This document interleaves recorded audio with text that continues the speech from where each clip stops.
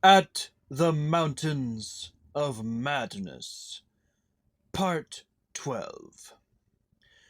Danforth and I have recollections of emerging into the great sculptured hemisphere and of threading our back trail through the cyclopean rooms and corridors of the dead city. Yet these are purely dream fragments, involving no memory of volition, details, or physical exertion. It was as if we floated in a nebulous world or dimension without time, causation, or orientation.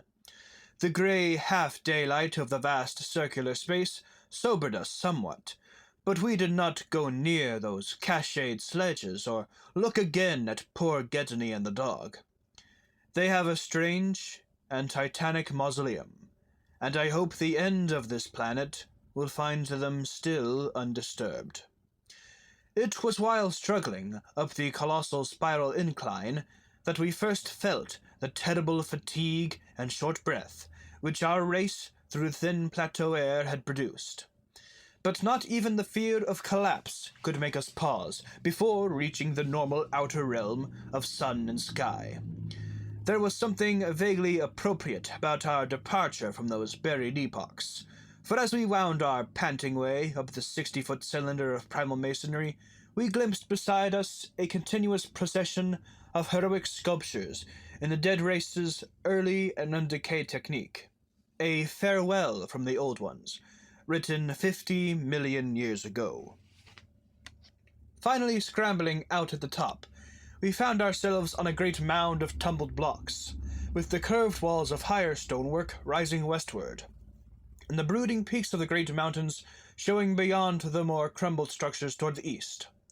The low Antarctic sun of midnight peered redly from the southern horizon through rifts in the jagged ruins, and the terrible age and deadness of the nightmare city seemed all the starker by contrast with such relatively known and accustomed things as the features of the polar landscape.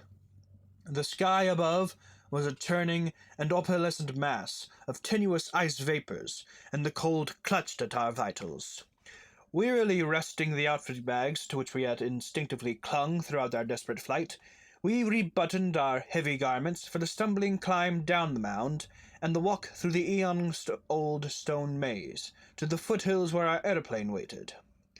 Of what had set us fleeing from the darkness of Earth's secret and archaic gulfs, we said nothing at all. In less than a quarter of an hour, we had found the steep grade to the foothills, the probable ancient terrace by which we had ascended, and could see the dark bulk of our great plain amidst the sparse ruins on the rising slope ahead. Halfway uphill toward our goal, we paused for a momentary breathing spell, and turned to look again at the fantastic Paleogean tangle of incredible stone shapes below us, once more outlined mystically against an unknown west. As we did so, we saw that the sky beyond had lost its morning haziness, the restless ice vapors having moved up to the zenith, where their mocking outlines seemed on the point of settling into some bizarre pattern which they feared to make quite definite or conclusive. There now lay revealed on the ultimate white horizon behind the grotesque city a dim elfin line of pinnacled violet, whose needle-pointed heights loomed dreamlike against the beckoning rose color of the western sky. Up toward this shimmering rim sloped the ancient tableland, the depressed course of the bygone river traversing it as an irregular ribbon of shadow. For a second we gasped in admiration of the scene's unearthly cosmic beauty, and then vague horror began to creep into our souls, for this far violet line could be nothing else than the terrible mountains of the Forbidden Land, highest of Earth's peaks, and focus of Earth's evil, harborers of nameless horrors and arcane secrets, shunned and prayed to by those who feared to carve their meaning, untrodden by any living thing of Earth, but visited by the sinister lightnings, and sending strange beams across the plains in the polar night. Beyond doubt, the unknown archetype of that dreaded Kadath in the cold waste, beyond abhorrent Leng, whereof unholy primal legends hint evasively. We were the first human beings ever to see them, and I hope to God we may be the last. If the sculptured maps and pictures in that pre-human city had told truly, these cryptic violet mountains could not be much less than 300 miles away, yet none the less sharply did their dim elfin essence just jut above that remote and snowy rim. Their height, like the serrated edge of a monstrous alien planet about to rise into unaccustomed heavens.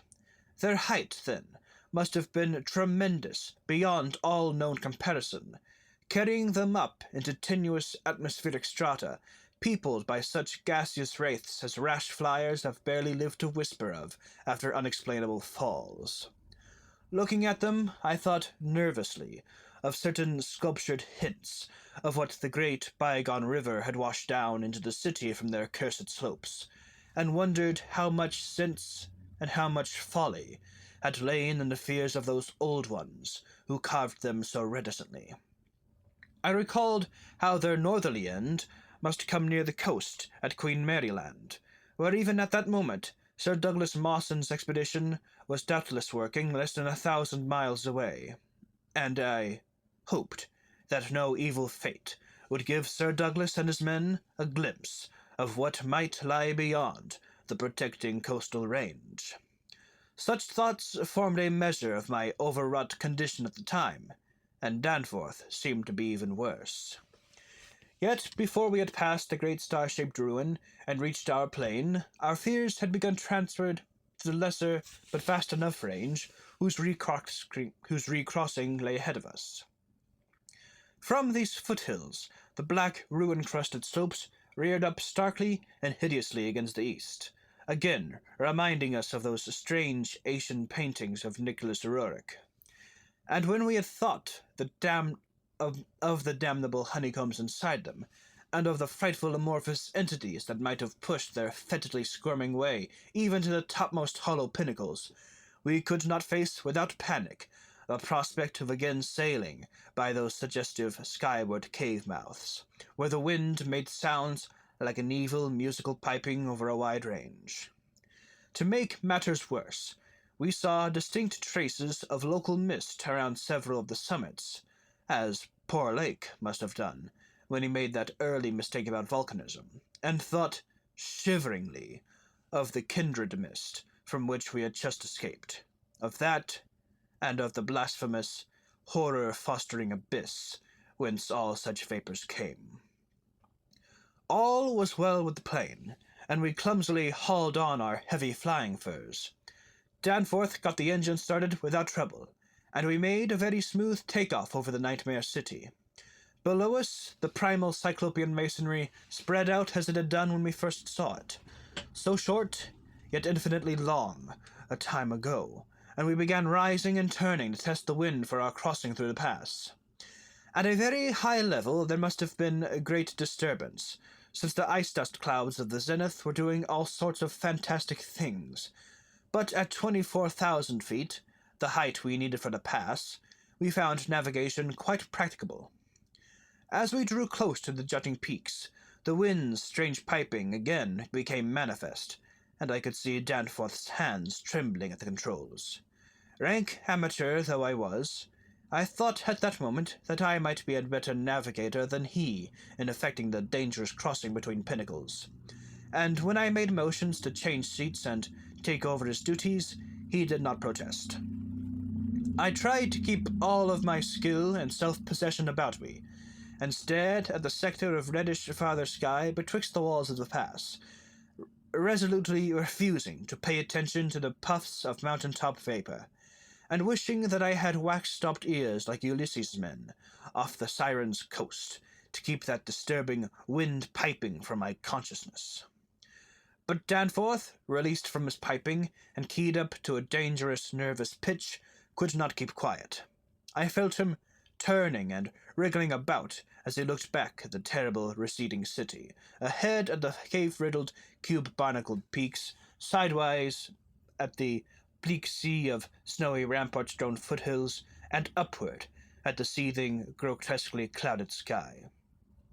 It was then, just as I was trying to steer safely through the pass, that his mad shrieking brought us so close to disaster, by shattering my tight hold on myself and causing me to fumble helplessly with the controls for a moment.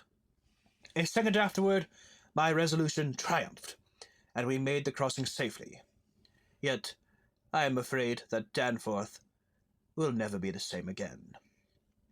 I have said that Danforth refused to tell me what horror made him scream out so insanely, a horror which, I feel sadly sure, is mainly responsible for his present breakdown. We had snatches of shouted conversation above the wind's piping and the engine's buzzing as we reached the safe side of the range and swooped slowly down toward the camp. But that had mostly to do with the pledges of secrecy we had made as we prepared to leave the Nightmare City. Certain things, we had agreed, were not for people to know and discuss lightly, and I would not speak of them now but for the need of heading off that Starkweather-Moore expedition, and others at any cost. It is absolutely necessary for the peace and safety of mankind that some of Earth's dark, dead corners and the unplumbed depths be let alone, lest sleeping abnormalities wake to resurgent life, and blasphemously surviving nightmares squirm and splash out of their black layers to newer and wider contests. All that Danforth has ever hinted is that the final horror was a mirage. It was not, he declares, anything connected with the cubes and caves of echoing, vaporous, wormily honeycombed mountains of madness which we had crossed, but a single fantastic demoniac glimpse among the churning zenith clouds of what lay back of those other violet westward mountains which the old ones had shunned and feared. It is very probable that the thing was a sheer delusion, born of the previous stresses we had passed through, and of the actual, though unrecognized, mirage of the dead transmontane city experienced near Lake's Camp the day before. But it was so real to Danforth that he suffers from it still. He has, on rare occasions, whispered disjointed and irresponsible things about the Black Pit, the Carven Rim, the Proto-Shoggoths, the windowless solids with 5 dimensions, the nameless cylinder, the Elder Pharos, Yog-Sothoth, the primal white jelly, the color out of space, the wings, the eyes in darkness, the moon ladder, the original, the eternal, the undying, and other bizarre conceptions. But when he is fully himself, he repudiates all this and attributes it to his curious and macabre reading of earlier years. Danforth, indeed, is known to be among the few who have ever dared go completely through that worm-riddled copy of the Necronomicon kept under lock and key at the college library. The higher sky, as we crossed the range, was surely vaporous and disturbed enough, and although I did not see the zenith, I can well imagine that its swirls of ice dust may have taken strange forms. Imagination, knowing how vividly distant scenes can sometimes be refracted and magnified by such layers of restless cloud, might easily have supplied the rest. And of course, Danforth did not hint any of those specific horrors till after his memory had had a glance to draw on his bygone reading. He could never have seen so much in one instantaneous glance. At the time, his shrieks were confined to the repetition of a single mad word of all too obvious source. "To Kelly Lee! To Kelly Lee!"